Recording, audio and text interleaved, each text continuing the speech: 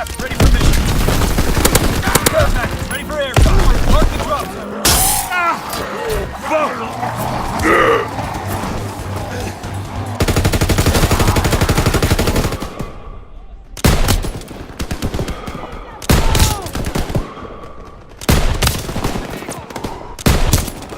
We embark on an operation of unparalleled importance to establish a beachhead at Normandy and roll back the German aggression that has terrorized Europe for the past 5 years. Call of Duty has arguably become a franchise that isn't respected anymore by serious gamers.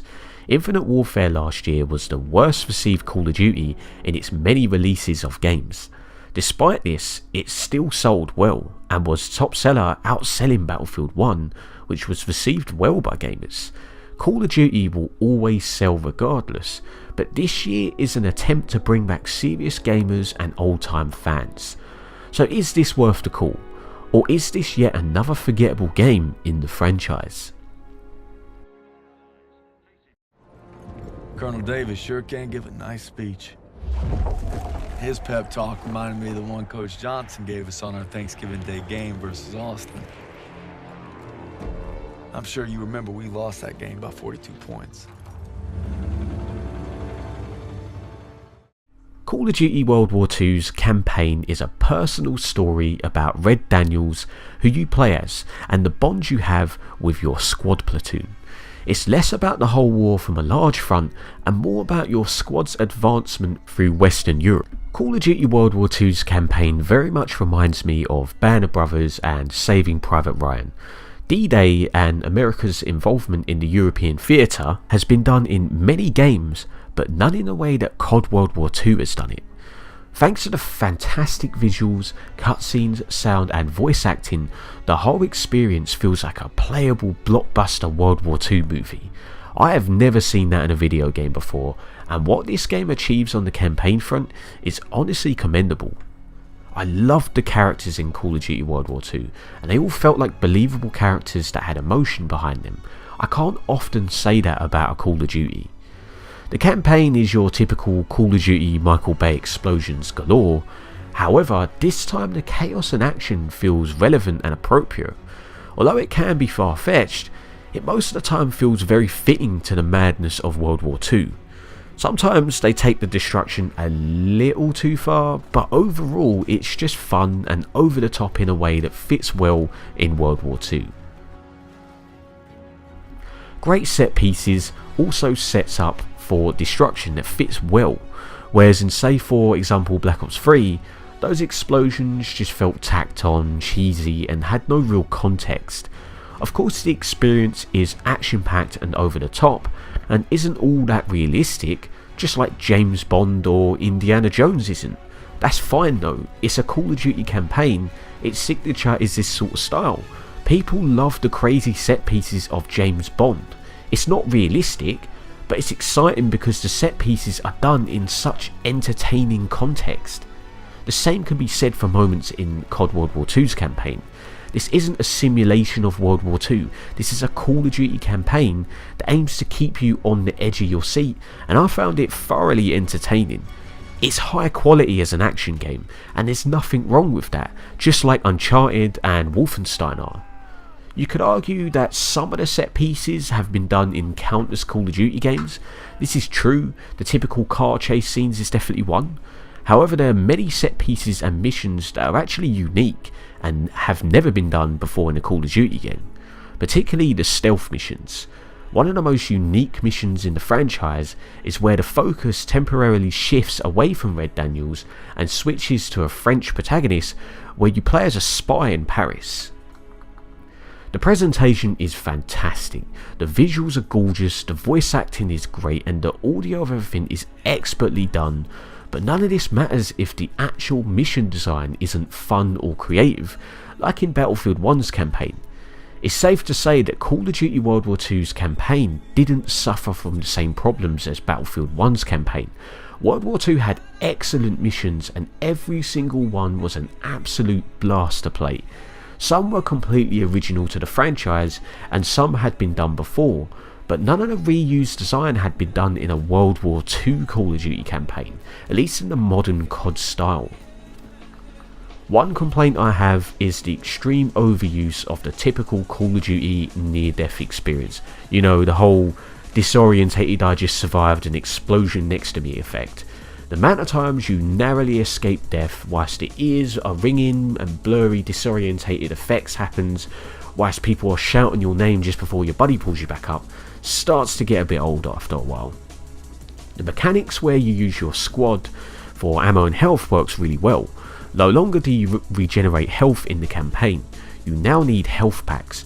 It adds extra challenge in a fun way. The mechanic doesn't really have much depth to it, but it's a nice element that adds a tiny layer of gameplay. Call of Duty World War II's campaign is a great one. It's short, but nevertheless it left a lasting impact on me that not many Call of Duty campaigns have done.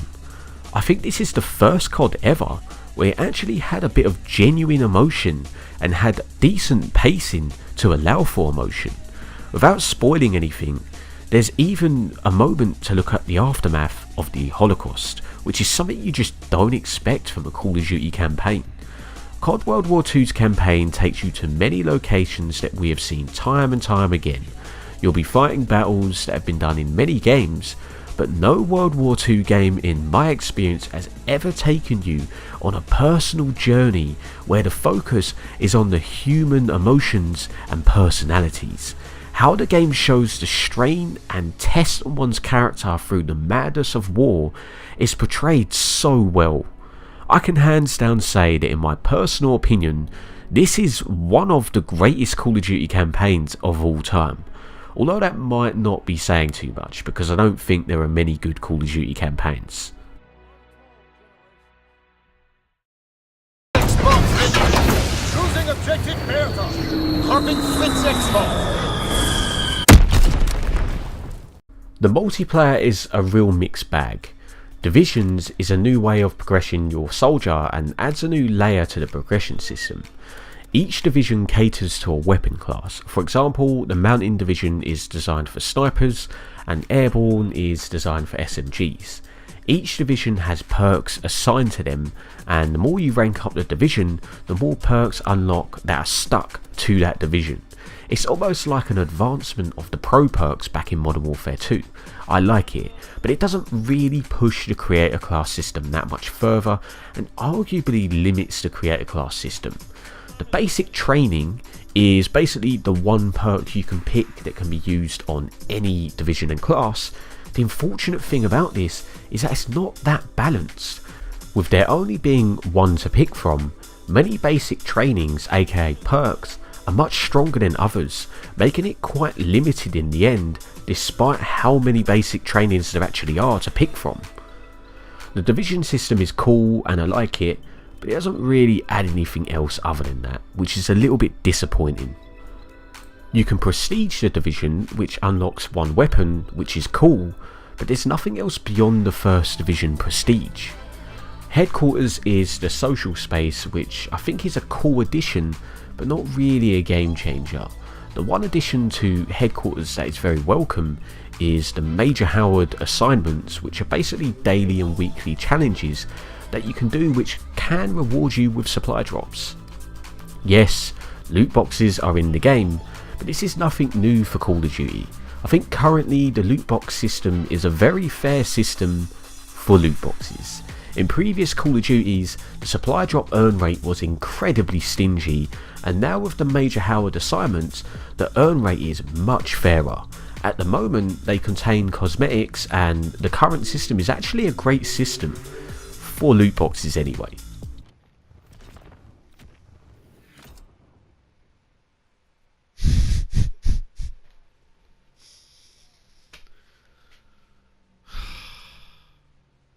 Ladies and gentlemen, that is what £1.79 gets you.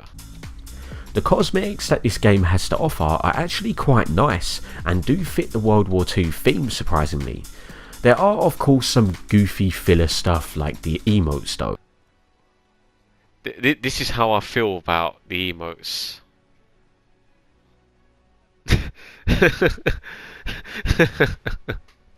I'm going to do that after every game. Weapon variants, on the other hand, are purely just cosmetic changes to weapons, and I actually quite like them.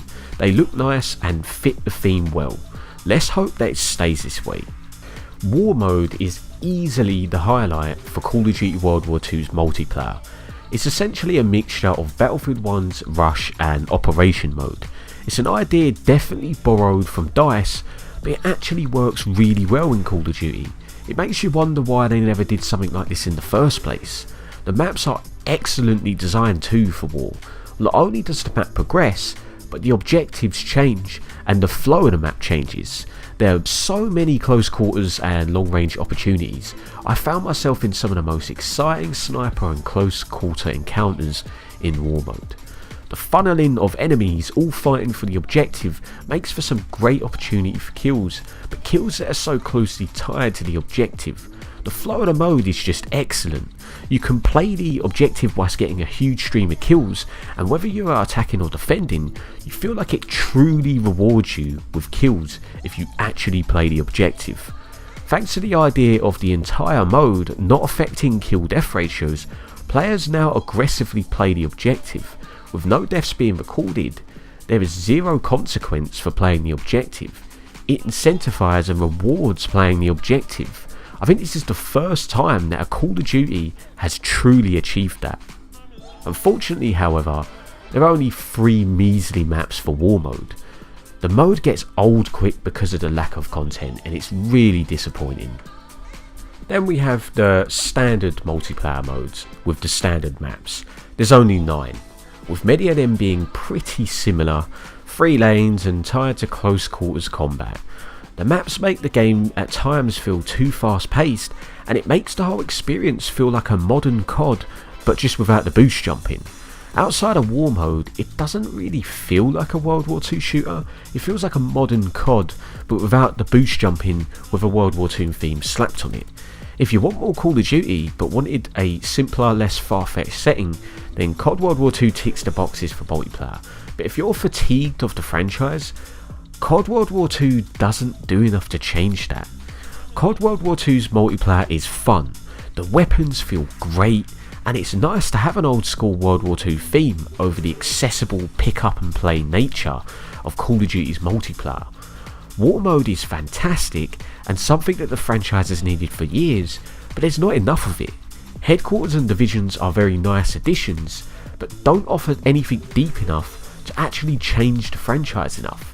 CoD World War II's multiplayer is just simply more Call of Duty, but with an old school World War II setting. With the lack of content on top of that, I think this game will get pretty stale pretty fast. The new additions would be enough for at least this year's CoD if it was bursting with content, but it seems to me that there's less content than there used to be, and that's a concern for sure. The past 3 years of Call of Duty now have shipped with less base game maps than ever before. It seems like Activision are holding back maps for the season pass.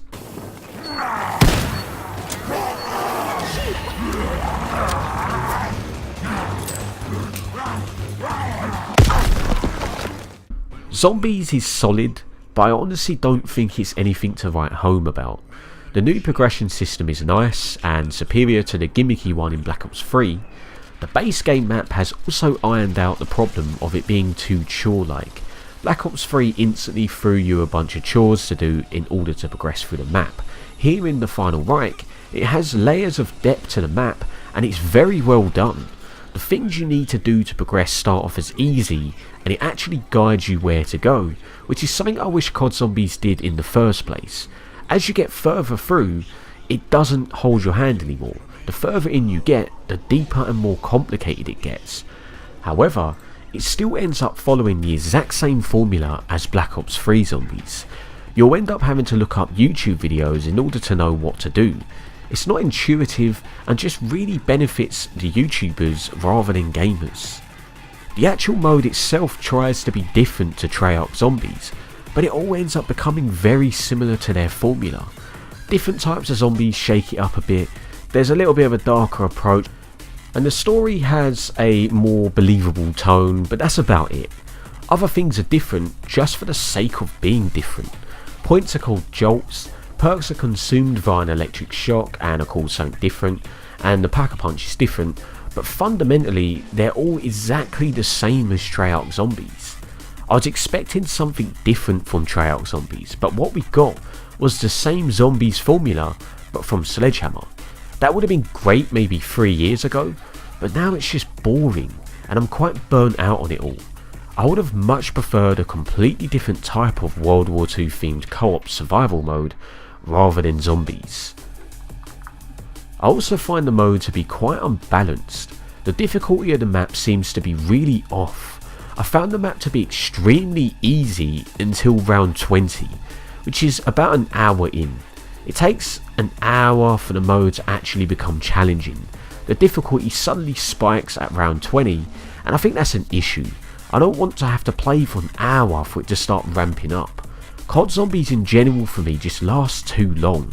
It's got to the point now where I can't be bothered to play because I know how long the game will last for. I was hoping World War II Zombies would address this, but it seems to have got worse. World War II Zombies adds specialist abilities into the mode from Black Ops 3's multiplayer. The camouflage specialist ability is extremely OP. The free fire is good, but the other two are basically pointless and useless. The shield is also overpowered and is essentially their version of Juggernog. The fact that you can keep rebuying it really quickly with the price only increasing slightly makes it too easy. Not only that, but the shield can be bought in the first room for 500 points. Imagine being able to buy Juggernog in the first room on Black Ops. The specialists last far too long, and you can ultimately cheat death numerous times with the camouflage. I like how the M1 Garand is actually powerful in Zombies now, unlike in World at War. The rifles are all great options, the BAR and M1 Garand being the best choices, whereas they were awful in World at War. It makes more sense because they are powerful weapons and iconic weapons. It never made sense why they were so poor in Treyarch Zombies. The problem I do have, however, is that they're wall weapons. They're in my opinion the best weapons available on the Final Reich. Because they're the best weapons and can be bought on the wall, it renders the mystery box useless. Most of the weapons from the mystery box that can't be bought via the wall are also not that great. Zombies in World War II is the best non-Treyarch Zombies mode for sure, and it's not actually bad at all, but I wonder how much more CoD can take of the same co-op mode every year. Yet again, there's only one actual map too. There is a bonus map that is basically just a small house that you stay in, which is cool, but there's still a severe lack of content yet again in Zombies on the base game. I would have much preferred a World War II themed co-op mode over Zombies again. As I said, Sledgehammer's take on Zombies is overall a little bit generic in my opinion and just kind of boring. It's pretty disappointing. Some fun can be had, but it wears thin for me. The Easter eggs are fun, but once that's done it's not really something I want to do over and over. World War II Zombies is not bad, but it's certainly inferior to Treyarch Zombies, and with the formula so overdone at this point, I don't know if I'll be playing much World War II Zombies. CoD World War II is a solid game, a much needed World War II game, and can be quite fun, but that's about it. I loved the campaign. I do like the multiplayer, I just don't think there's enough innovation or content. There's not enough depth in the division system, there's not enough war maps, the progression system is probably the strongest it's ever been, but the overall formula is aging terribly. Zombies is okay, but I can't see myself playing it much later down the line unless the DLC maps actually prove to be something truly spectacular. Who knows, maybe the best content is already made and Activision are holding off the best content for the season pass. It wouldn't surprise me. Overall, this is a decent Call of Duty and not a bad game, but it barely does anything that we haven't seen before. This game has done nothing to wow me outside of the short-lived campaign. The game gets a silver, it's a solid game, but the formula is aging and this is becoming a very fatigued franchise in my opinion. Call of Duty will need to start doing much more if it wants to be taken seriously again.